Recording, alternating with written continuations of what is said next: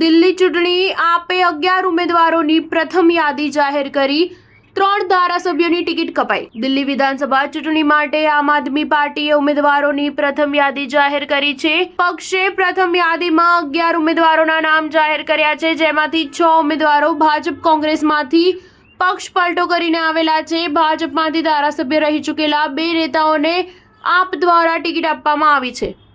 દિલ્હી વિધાનસભા ચૂંટણીમાં આપ દ્વારા જાહેર કરવામાં આવેલા 11 ઉમેદવારોની પ્રથમ યાદીમાં 3 ધારાસભ્યોની ટિકિટ કપાઈ છે, જેમાં કિરાડીમાંથી ઋતુરાજ ઝા, સિલમપુરમાંથી અબ્દુલ રહેમાન અને મટિયાલામાંથી ગુલાબસિંહ છે।